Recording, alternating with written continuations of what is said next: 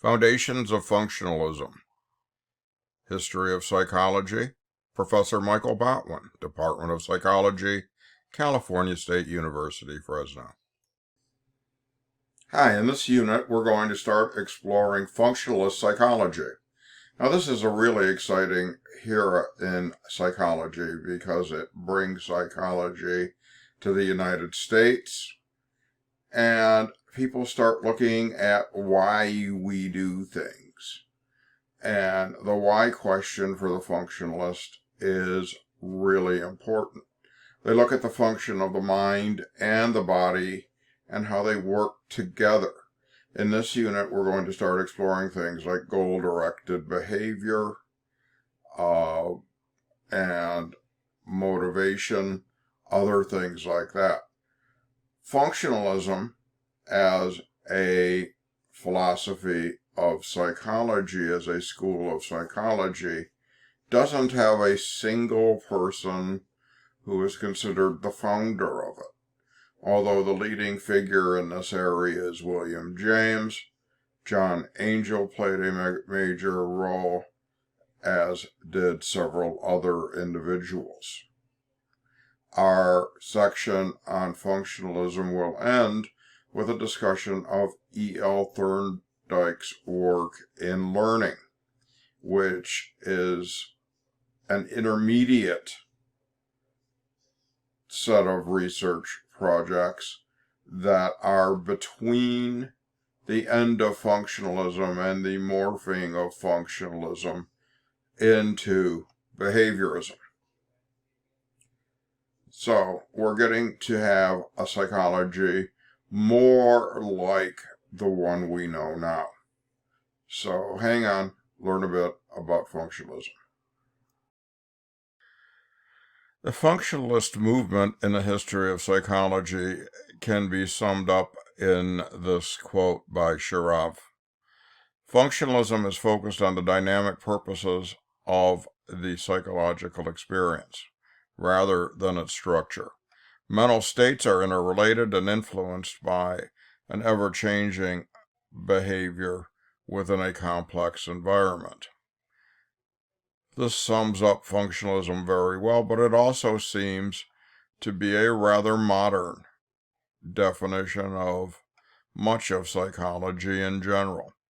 And functionalism as a movement was the first major American movement in psychology and really doesn't go away. It morphs into other things, especially behaviorism.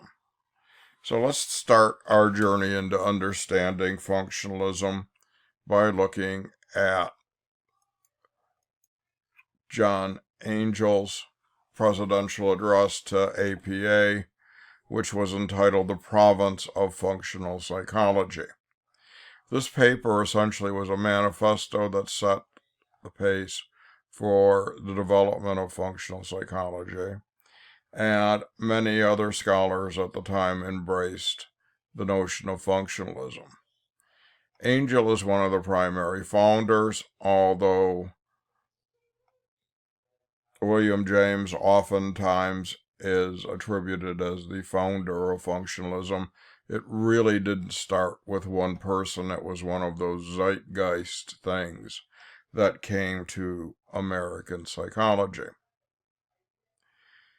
Well, Angel made 3 points in his APA address that defines functionalism. Let's look at these. Functional psychology may be regarded as the psychology of mental operations, in contrast to the psychology of mental elements. As you can see, this is a direct push away from Titchener's structural psychology and his quest to find mental elements. And the functionalists are very pragmatic. We'll talk about that with James later. But their primary interest was how things worked. In other words, how did they function? Angel's second point was that functional psychology may also be thought of as the psychology of the fundamental utilities of consciousness, in which the mind is primarily engaged in mediating between the environment and the needs of the organism. Again, what are things doing? How are they functioning? How does the mind mediate the needs of the organism? And you can think of these as hunger, thirst, sex, our other basic drives. How does the mind allow us to take care of these needs? The third point is a broader view of functional psychology, is that it is the psychology of the total mind-body organism. In other words, functionalists are looking at the totality of an individual and in turn how that leads to their behaving in systematic ways. Keller, missed the first one, defines some characteristics of functional psychology that Hergenhan discusses in his textbook. Let's look at some of those. We've talked about this one already. The functionalists were opposed to search for the elements of consciousness, which was the stuff of Titchener and the structuralist. They were looking for other things. They sought to understand the functions of the mind. Mental processes had a function, and that function was to adapt to the environment. And they thought, in turn, that describing the contents of the mind is just a superfluous exercise that doesn't lead to understanding of why we do things. Very unlike Wundt and Titchener, the functionalists believe that psychology should be a practical science and have applications in the real world. The functionalists believed that psychology should include research on animals, children, and abnormal individuals. So here you see, after the very early definitions of what psychology was, coming out of Wundt and Titchener, the functionalists are broadening the range of the field of psychology. The functionalists also believe that any research methodology should pragmatically use any useful technique. Be creative with what you want to measure and look at what works in terms of your research approach. There are three primary interests in functional psychology, according to Keller. First, the study of what was then called purposeful behavior. And this is, remarkably enough, just behavior done on purpose. This includes many things that we're motivated to do, that we want to do. It's goal-directed, guided behavior. Eventually, this leads to the area of motivational psychology. Second point, second interest of the functionalist is to understand why we behave. And the third primary interest of the functionalist is to explore individual differences between individuals or people or other animals. All functionalists were influenced by William James, who was in turn influenced by Charles Darwin. So you find a great Darwinian influence in terms of the functionalists that you'll see throughout this set of videos.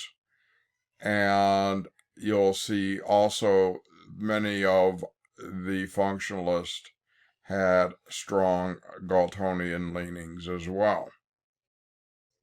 The great Edwin Boring, the first major psychologist to be a historian of our field, talked about functionalism in 1929 in his first textbook on our field, when the functionalism was a relatively new entity. He says the systematic view had a very definite relation to experimental research.